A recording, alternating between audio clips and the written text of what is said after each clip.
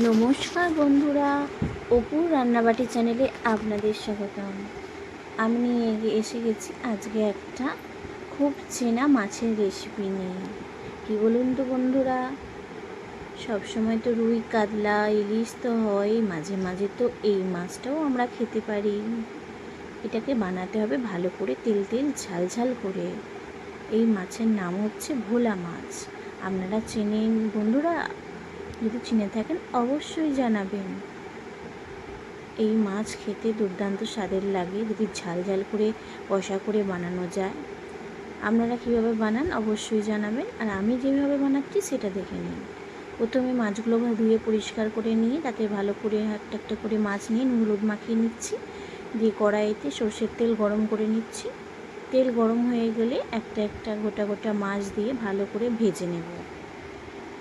দেখুন একদম কড়া করে ভাজতে হবে বন্ধুরা, যেহেতু একটু বরফের মাছ একটু কড়া করে ভাজতে হবে, না হলে নরম থাকলে খেতেও ভালো লাগবে না, আর যখন ঝালটা বানাবেন তখনও অতটা সুস্বাদু লাগবে না। দেখুন কড়া কড়া করে ভেজে নিচ্ছি, দিয়ে এইভাবে প্রতিটা মাছগুলি ভেজে নেব। দেখুন দিয়ে উল্টে পাল্টে ভেজে নিয়ে তুলে রাখলাম। এবার ওই তেলেতেই একটা বড় পেঁয়াজ কুচি ভালো করে সরু সরু করে কুচিয়ে নিয়েছি, দিয়ে ভেজে নিচ্ছি।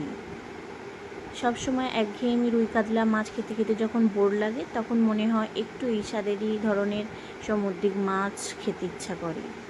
এবার লবণ দিয়ে দিলাম 1 চামচ মতো, দিয়ে ভালো করে পেঁয়াজ ভাজা ভাজা করে নেব। পেঁয়াজ যখন ভালোভাবে ভাজা ভাজা হয়ে গেছে তখন একটা টমেটো কুচো করে নিয়েছি, ভালো করে কষিয়ে নেব। দিয়ে এবার আদা রসুন আর কাঁচা লঙ্কা পেস্ট দিয়ে দিলাম 3 চামচ মতো। ঝালটা আপনারা আপনাদের বুঝে দেবেন, আমি অনেকটাই ঝাল দিয়েছিলাম। দিয়ে ধনে গুঁড়ো জিরে গুঁড়ো হলুদ গুঁড়ো শুকনো লঙ্কার গুঁড়ো কাশ্মীরি লঙ্কার গুঁড়ো সব 1 চামচ করে দিয়ে দিলাম। দিয়ে ভালো করে কষিয়ে নিচ্ছি। কষানোটা সুন্দর করে বন্ধুরা করতে হবে, তবেই এই মাছের স্বাদ বাড়বে। দেখুন একদম ভালো করে কষিয়ে কষিয়ে যখন তেল বেরিয়ে আসবে, দেখুন লাল লাল হয়ে এই অবস্থায় কয়েক কুচনো একটুখানি ধনে পাতাও দিয়ে দেবেন। ভালো করে ধনে পাতা দিয়েও কষিয়ে নিচ্ছি। দেখুন মশলা থেকে তেল ছেড়ে দেবে।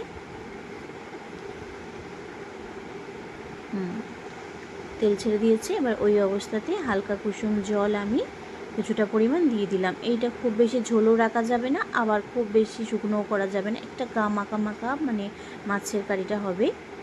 দেখুন এইভাবে ঝোলটা ফুটে উঠেছে, আমি মাছগুলো দিয়ে দিচ্ছি সমস্তটা। বন্ধুরা আমার ভিডিও যদি আপনাদের ভালো লেগে থাকে লাইক কমেন্ট শেয়ার করবেন, ফেসবুক থেকে দেখলে ফলো করবেন, ইউটিউব থেকে দেখলে সাবস্ক্রাইব করবেন। দেখুন সমস্ত মাছ আমি দিয়ে দিলাম, ভালো করে ফুটিয়ে রেডি করে নেব। দেখুন।